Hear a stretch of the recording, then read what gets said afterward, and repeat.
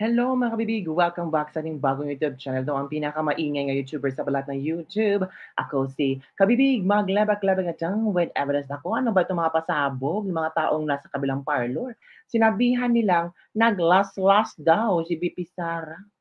Luka-luka na daw si BP Sara after ng kanyang press con. Luka-luka sa isip nyo kasi against kayo kay VP Sara. Luka-luka sa pag-iisip nyo kasi hindi nyo na-gets kung ano ang ibig sabihin ni BP Sara. Kasi bulag-bulagan kayo. Magkano bang nilagay sa bibig nyo, sa mga mata nyo, sa isipan nyo, sa puso nyo, para hindi nyo nakita kung anong klaseng gobyerno meron tayo ngayon? In fairness ha, buti may isang VP Sara para siya yung taga-voice out ng mga hinanaing ng tao. Yung mga statement ni Bibi Sara, yun ang mga statement na gustong ilabas ng maraming Pilipinong nabudol ngayon. In fairness kay Bibi Sara ha, maraming nag-appreciate sa kanya. Sabi, galing mo Bibi Sara.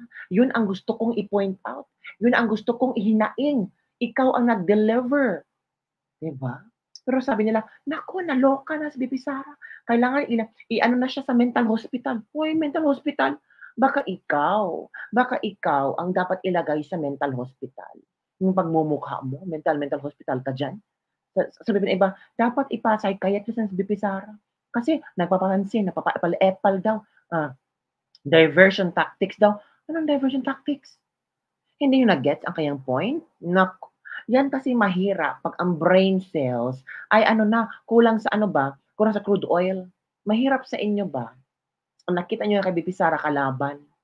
Bakit? Magsalita ba si BP Sara kung hindi siya inunahan? Oh, sino bang unang nagpa-interview? 'Di ba si Madam Lisa Marcos? Ano mga pinagsasalita niya doon? 'Di ba? Sinong nag-trigger kay VP Sara? Sinong bastos ang nag-trigger kay VP Sara? Ngayon, rumisbak na si VP Sara. Galit kayo, ayaw niyo, kasi natamaan kayo. Noon si BP Sara, tahimik, galit kayo. Bakit tahimik si BP Sara? Bakit walang comment? Ngayon, ang daming comment ni BP Sara, galit na naman kayo. Kasi ang daming kuda ng BP Sara. Kailangan din ipasok sa mental hospital, kayo na lang ang pumasok doon. Kasi hindi maintindihan namin kayo. Kuda ng kuda kayo noong time si BP Sara. Ngayon si BP Sara nagsalita, kuda ng kuda din kayo. Baka gutom na kayo 'no, kasi sobrang mahal ng bilihin. 'Di ba mga kabibig?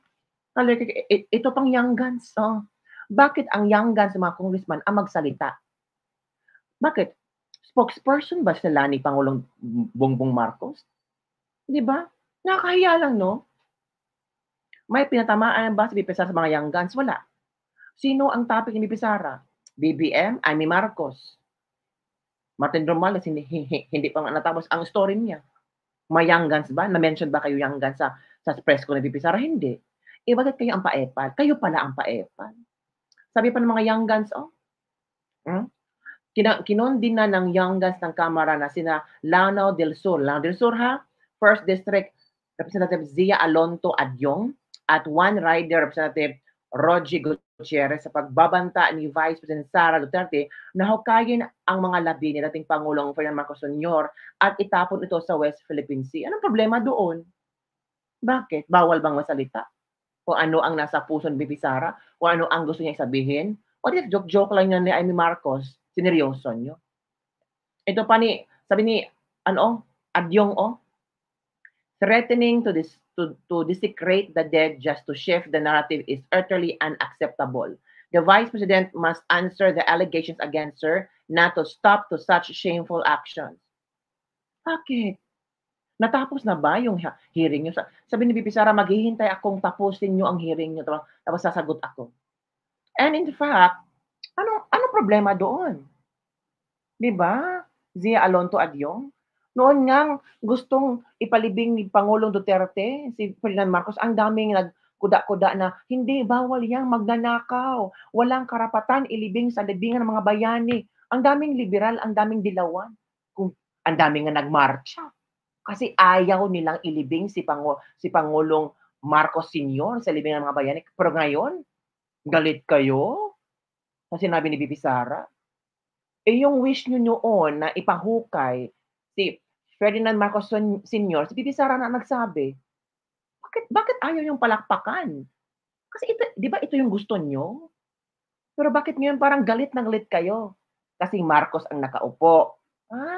Sip-sip. This is pure desperation.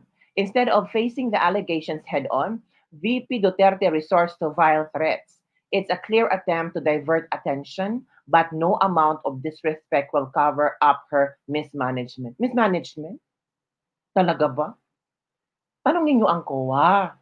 O, ito ha. Ito ang sagot ni VP Sara sa mga sinasabi niyong desperation, mismanagement, shameful action. Ito na. Sinagot na ni VP Sara tungkol sa mga questions na iyan. O, wait muna ha. Wait muna, young guns, para I think you need to watch this video. I don't know kung nag-watch ba siya. Ang hirap sa mga congressman ngayon ba? Sila yung nagpa-press con in defense of BBM. Mas lalo lang bini-baby si BBM. 'Di ba? Mas lalong halata ba na itong mga young guns na ito ay pabor kay BBM. Dapat sana hindi sila magsasalita kung talagang in aid of legislation ang gusto nila.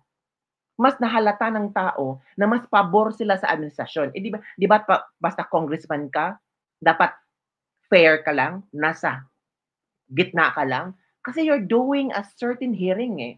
Maapektuhan ang hearing kung magko-comment kayo. Dapat sana, uy, hindi tayo mag-comment ha, kasi there's a possibility na this will thrown against us. Nagpa-press con kayo. So, sa mga tao, sabi talaga, ay halata, politika. Nag-react ang mga congressman. Dapat sana hindi sila nag-react kasi sila ang nagpa-hearing. So, it becomes biased already. Tapos, ang comment pa nila is all about Sara Duterte. The more, it becomes biased. Bakit sila nasasaktan na sa sinabi ni VP Sara na ipahukay niya? Bakit? Kapamilya ba sila ng mga Marcos? Hindi naman Ang mga Marcos nga hindi nag-react. Bakit sila ang nag-react? Gets yung kabibig? Bakit sila ang nag-react? Natatawa ang mga netizen. Ay, halatang sip-sip. O, ito kabibig ha. Panoorin natin. Ito. Okay. Ito. Can you give us an explanation kung paano po ba nagkasta Oh, ito ha, ginamit ang pera ng confidential fund. Okay, sige. Last question na yan, ha? Last question na yan. Last question. Okay. Unang-una, nag-explain kami lagi sa Commission on Audit kung paano ginastos yan. Lahat ng hiningi ng Commission on Audit, binigay namin.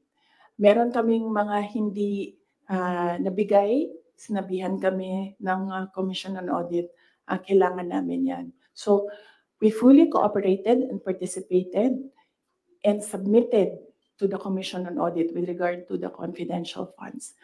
Alam niyo, hindi nakakapagtataka sa gobyerno ng gumastos ng millions araw-araw. Kami doon sa DepEd noon, pumipirma kami billions in one day para maglabas ng pera. So, hindi nakakapagtataka ang 5 million, 10 million in a day. Pirma lang yan. Tapos lalabas na yung pera. Ibabayad na yan kung saan yan ibabayad. And then, babalik na yung documents para sa ganyan. Ganun talaga ang gobyerno. Gumagastos siya everyday para sa mga projects niya. And sometimes, it's not millions, billions ang pinipirmahan ng mga opisina ng gobyerno para sa projects. Okay? Yes. Maraming salamat. Sabi mo po mas mahal pa po yung ginasta sa safe houses po na yun. Safe houses na to ha. Luxury hotels sa mga mamahaling pondo po sa Metro Manila. Kasi ang ginagawa nila, nag-audit na sila. Kaya ako hindi sumasagot doon sa kanila kasi ang ginagawa nila, sila na yung nag-audit. Hindi naman yan tinanong ng Commission on Audit.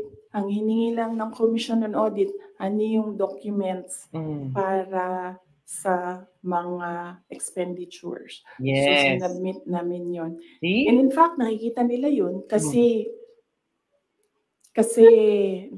sinubina nila lahat ng documents. The thing with the hearing, is kung makikita mo, kahapon, hindi ko napanood, kaya hindi ako ma-comment, pero nakita ko sa transcript na kahit anong sabihin ng tao na nakaupo doon, ng resource person, kukontrahin siya Oh. noong nagtatanong. Mm. Walang tamang sagot sila tatanggapin. Mm.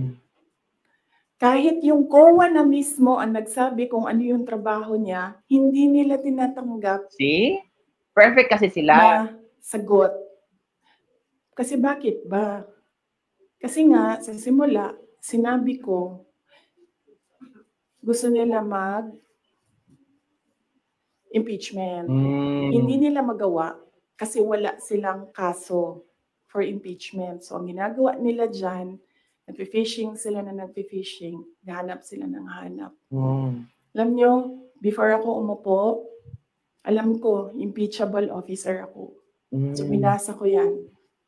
Ano ang impeachment? What are impeachable offenses?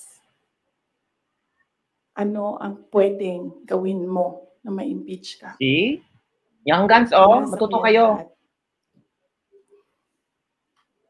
Si BBM, sabihin ko sa inyo, Hala, ito na. may listahan ako ng 5 bagay Hala, na impeachable offense niya. hala. Pero sa tingin niyo, papasa dyan Hindi. sa House? Hindi. Of course, hindi. Diba?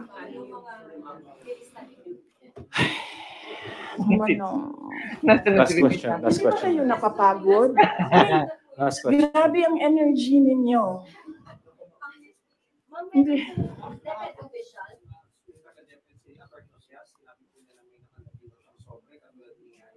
Sa houses to. Yung envelope na yan, Envelope. kaya ako sinasabi kanina, antayin natin yung next hearing. Kasi hindi pa siya enough eh. Ang gusto nila kasing palabasin sa mga tao, yung envelope na yan, galing sa, yung pera na yan, galing sa confidential funds. Yan yung gusto nilang i-portray sa public. Para yung perception ng tao, hindi talaga ginamit para sa ano. Pero kasi, para sa akin, kulang pa siya. So, inaantay ko yung next hearing. Bago ko pag-usapan yung envelope na yan kasi kasama yan dun sa triangle. Oh, triangle pala ang Yes. planado. No. Hindi yan sagot sa tanong mo. But no, I will not answer questions anymore. Ano DepEd po? Meron daw po. Yes. Marian. Thank you. Thank you. Thank you.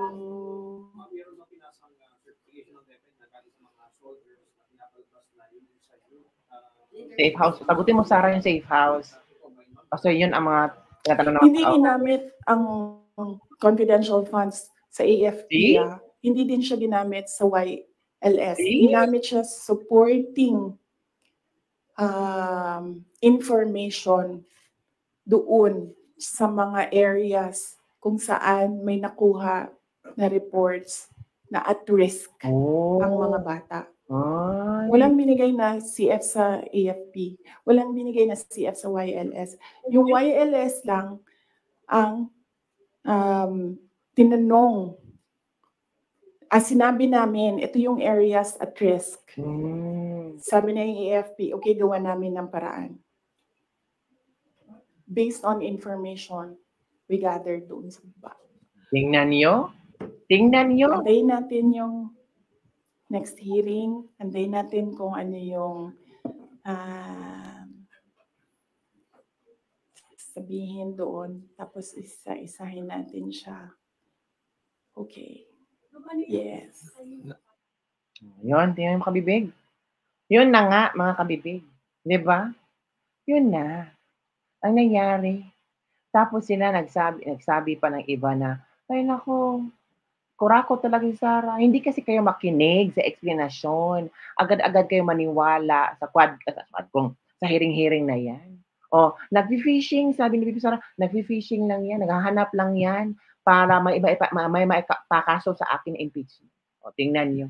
Tapos sabihin nyo, si Bibi Sara naglasa sa sarili kasi stress na, depressed na, takot na makulong. Uy, tumahimik kayo.